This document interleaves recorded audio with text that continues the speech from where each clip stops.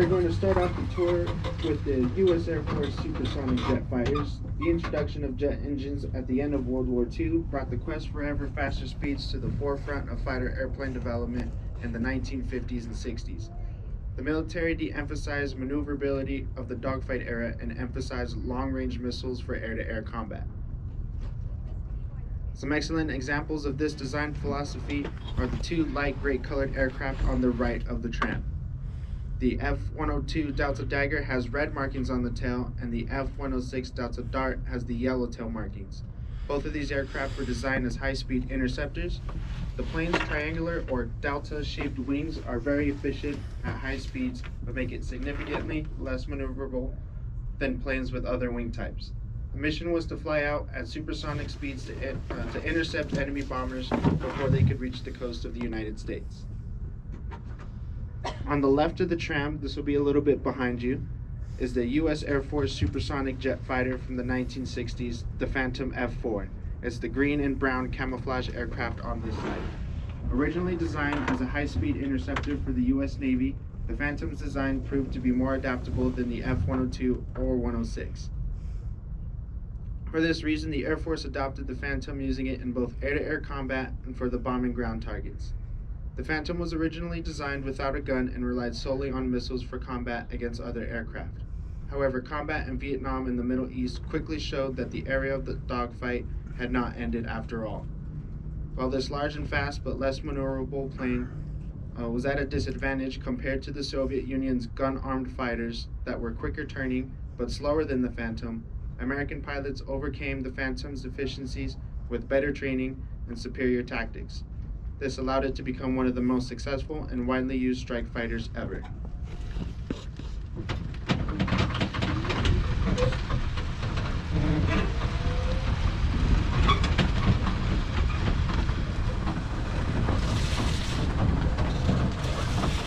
As we turn the corner here, if you look to the right at the silver aircraft, the red lightning bolt on the side, you'll see one of the United States' first jet fighters to go into production, the P-80 Shooting Star. All major powers on both sides of World War II worked to develop jet-powered combat aircraft during the war. Germany was the first to fly a jet-powered aircraft in 1939.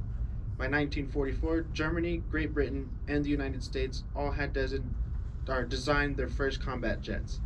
While the British and the Germans both put out jets into combat during World War II, the United States jets like the P-80 did not see combat until the 1950s, during the Korean War, where they used for air support of ground troops.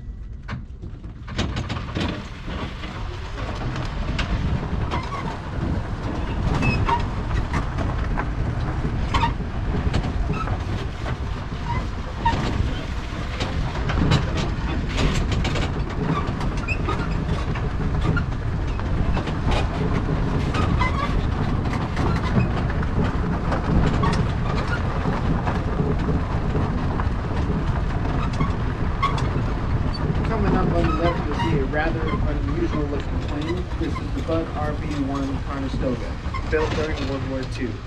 The U.S. government believed there would be a shortage of aluminum available to build aircraft, so they sought designs for aircraft made of what were called non-strategic materials. This generally referred to wood, but Bud Company, who built railway cars, experimented with spot weld stainless steel, and there was an early interest from the Army and the Navy. The expected aluminum shortage never developed, and only 17 Conestogas were built. This was won by some freight companies, but was eventually abandoned for many years at the airport in Douglas, Arizona. It was then donated to the museum in its current condition in 1978.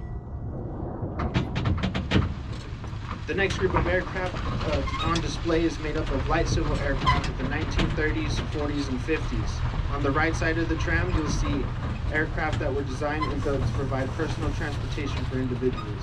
Many of these airplanes were sold as kits that pilots would then build for themselves in their own backyard.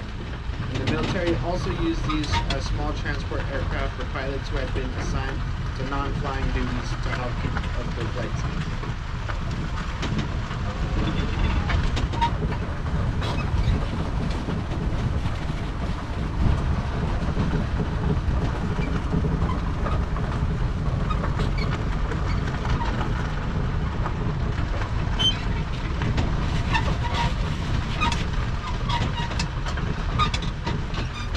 on the right of the tram, with civil aircraft, we now have the Snow S2A crop duster, and that is the yellow plane to our right.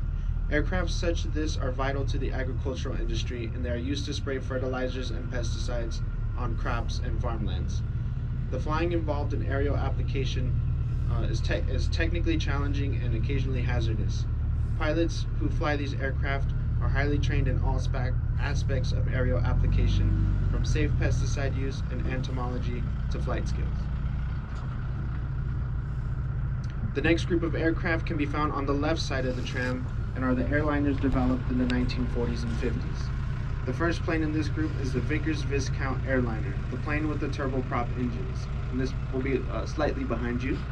The Vickers Viscount is the world's first propeller turbine airliner, designed and built by Vickers Armstrong of Great Britain. 445 Viscounts were made from 1948 to 1964, and the aircraft flew for over 60 years, with the last Viscount retiring in 2008. This plane on display at the museum was the first turboprop airliner in North America, and it flew from Toronto to New York City for Trans-Canada Airlines, holding 40 to 63 passengers and 3 to 4 crew members.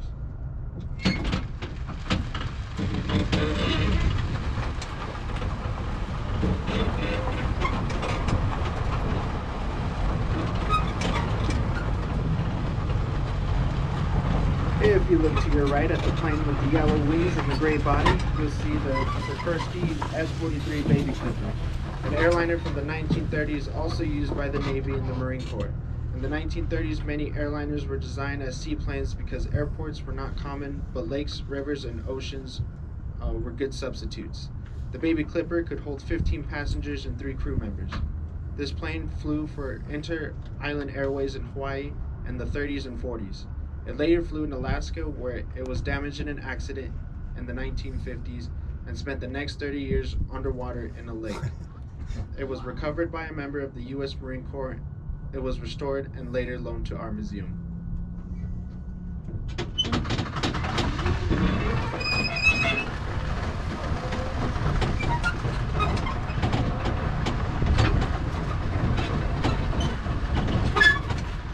After World War II, we see the next generation of airliners take shape in the form of the Constellation or the Connie. This was due to newly built airports during World War II. The Connie is the silver plane to your right with Trans World Airline or TWA in red.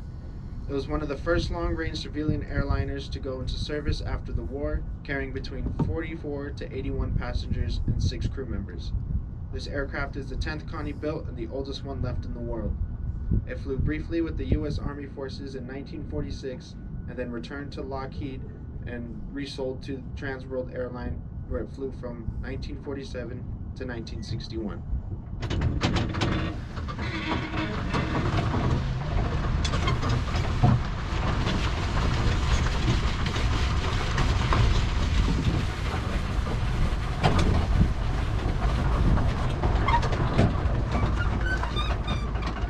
If you look to your right, you can see a current commercial airliner that's in production today. The aircraft with ANA on the tail is the Boeing 787 Dreamliner, one of the new airliners from Boeing.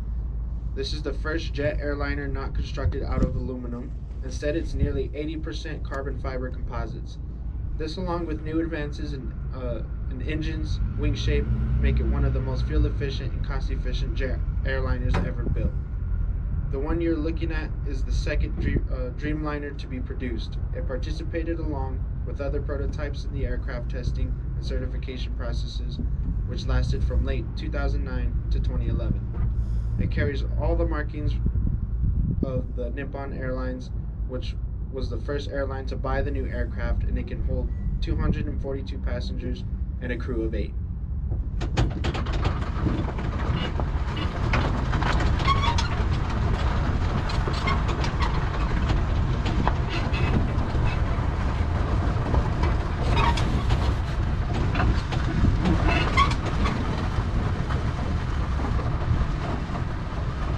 We are now moving on from the commercial airliners to cargo aircraft, used mainly by the military. Development of military cargo planes focuses on the size of the plane, as the military needs planes that can deliver large amounts of supplies, equipment, and troops. This plane to our left is the Douglas C-54 Skymaster. These cargo planes are based off the DC-4 airliner. The first Skymaster started as commercial airliners but were commandeered by the Army Air Forces in early 1942. Requests for cargo versions soon followed. C-54s are best known for participating in the Berlin airlift that took place between June 1948 and September 1949. In the largest humanitarian effort ever, 2.3 million tons of food, medicine, fuel, and other supplies were delivered to West Berlin, mostly in these C-54s. The museum C-54 participated in Berlin airlift from September 1948 to January 1949.